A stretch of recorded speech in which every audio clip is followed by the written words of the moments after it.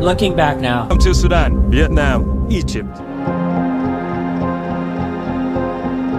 የሰው ልጅ የጀብድ ምልክቶችን በየጊዜው ያጣም። ታዲያ ብዙዎቻችን የምንፈልገው ቦታዎችን የመጎብኘት እድልን አንዳንዶች በጀብድ መልኩ ያሳዩናል። ጀብድ የሚያደርጉት እኛ በቀላሉ እንዲሆንልን የምንፈልገውን ጥቂቶች በከባዱ ለፍተውበት ያሳዩናል። በተለይ አንዳንዶቻችን በእግራችን ተጉዘን ሩቅ ቦታ መሄድ ምጥ ይሆንብናል። ርቀቱን አስበን ደክሞናል። ይባስ ብሎ አንዳንዶች ረጅም መንገድን በመኪና መሄድ በራሱ አድክሞን ተማረናል። ይህ ሰው ግን የሀገራትን ድንበር በእግሩ አቋርጧል። በጭነት መርከቦች በርካታ ሀገራትን ዞሯል። ለአንድም ቀን እንኳን አውሮፕላን ላይ ሳይወጣ መላው ፕላኔትን ዞሯል።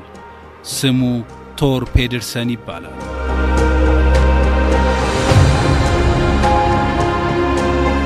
እንደ አውሮፓውያኑ የዘመን አቆጣጠር በ2013 የጀመረው ለ9 ዓመታት የቆየው ዋንስ አፖን ኤ ሳጋ የተባለ ታሪካዊ ፕሮጀክትን በመምራት በምድር ላይ ያሉ 203 ሀገራትን ያለምንም የአየር ትራንስፖርትና አንድም ቀን ጉዞውን ሳያቋርጥ በመጎብኘት በሰው ልጅ ታሪክ የመጀመሪያው ሰው ለመሆንም በቅቷል። የጉዞው ዋና ዓላማም በዓለም ላይ ያሉትን ሁሉንም ሀገራት ያለምንም አውሮፕላን በረራ በአንድ ቀጣይነት ባለው ጉዞ መጎብኘት ነበር። ይህ የጽናት የጀብድ ታሪክ ሲሆን በመላው ዓለም ያሉ ሚዲያዎች ደግሞ ነገሩን ተቀባብለውታል። ታሪኩ በዓለም ዙሪያ ባሉ ከ100 በላይ ታዋቂ የሚዲያ አውታሮች የተዘገበ ድንቅ የዘመናችን ገድል ነው። በተለይ ቢቢሲ፣ ናሽናል ጂኦግራፊ፣ ፎርብስ እና አልጀዚራ ያሉ ታዋቂ የዜና አውታሮች ሰፊ ሽፋን ከመስጠትም በላይ በየጊዜው ስለ እርሱ ተከታታይ ሥራዎችን ሰርተዋል። The world is a better place than what they think. I want to show them that people are just people. Today marks 8 years, 8 months, and 8 days.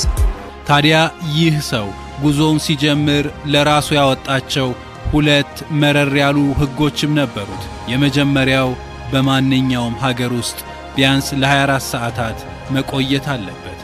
ዝም ብሎ ድንበር ረግጦ ለመመለስ ሳይሆን ሀገሪቷን ማወቅ ማጥናትም አለበት። ሁለተኛው ለራሱ ያወጣው ሕግ ደግሞ ሙሉ ፕሮጀክቱ ተጠናቆ 203ኛዋን ሀገር እስኪደርስ ድረስ በፍጹም ወደ ትውልድ ሀገሩ ዴንማርክ አለመመለስ ነበር።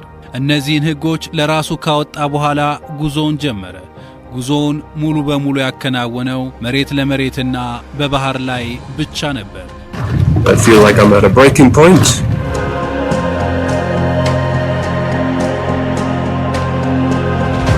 ታላላቅ ውቅያኖሶችን ለማቋረጥ የጭነት መርከቦችን ይጠቀማል።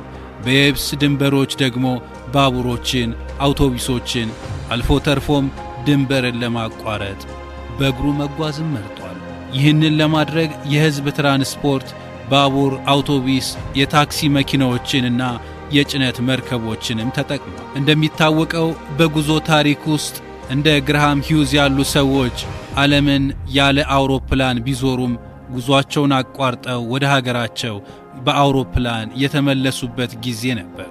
ቶርቢዮን ግን አንድም ቀን ጉዞውን ሳያቋርጥ ወደ ሀገሩ ሳይመለስ ሙሉ የዓለም ጉዞውን የጨረሰ የመጀመሪያው ሰው አድርጎታል። I have strength within myself to fight for this.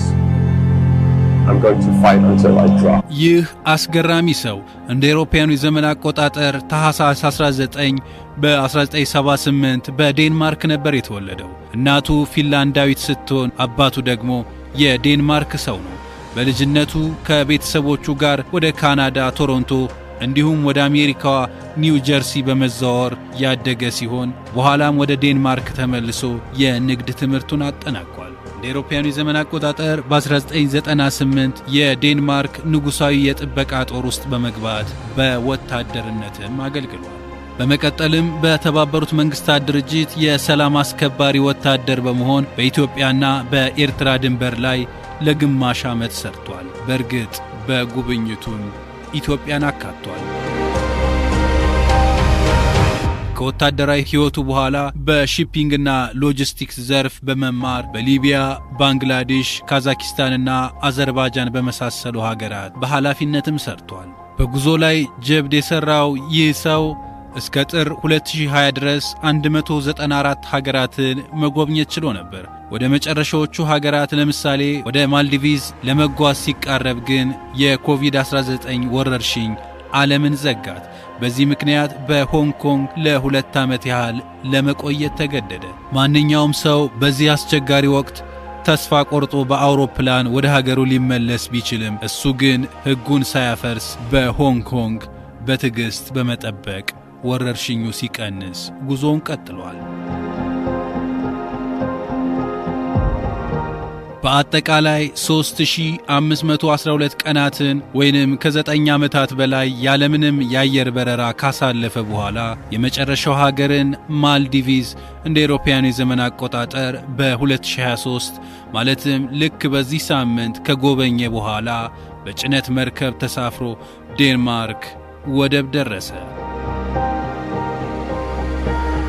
ቶር ፔደርሰን ይህንን ጉዞ ያደረገው ታዋቂ ለመሆን ብቻ ሳይሆን በዓለም ዙሪያ ያሉ ሰዎችን መልካምነትና እንግዳ ተቀባይነት ለማሳየት እንደነበር ይናገራል። ታዲያ ከ3512 ቀናት የጽናት ጉዞ በኋላ የቶር ፔደርሰን እግሮች የዴንማርክን አፈር መልሰው ረገጡ። ቶር ያሳየን ነገር ቢኖር ይቺ ፕላኔት በካርታ ላይ እንደምናያት በተለያዩ ቀለማትና ድንበሮች የተከፋፈለች ሳትሆን በአንድ ሰፊ ሰንሰለት የተሳሰረች የሰው ልጅ መኖሪያ መሆኗን ነው። እሱ በሰማይ ላይ አልበረረም። ይልቁንም በመሬት ላይ እየተጓዘ በየብስና በባህር ድንበሮች ላይ ያሉትን የሰዎችን ልቦች መረመረ። በሺዎች የሚቆጠሩ ሰዎችን አገኘ። ሁሉም ግን ወዳጆቹ አደረጋቸው። ቶር ፔደርሰን በ9 ዓመታት ጉዞ ውስጥ ያረጋገጠው ትልቁ እውነት ዓለም እኛ ከምናስባት በላይ እጅግ ውብና በደጋግ ሰዎች የተሞላች ናት። እሱ ያለ ክንፍ ዓለምን ያሸነፈ የዘመናችን ድንቅ የጽናት ተምሳሌት ነው።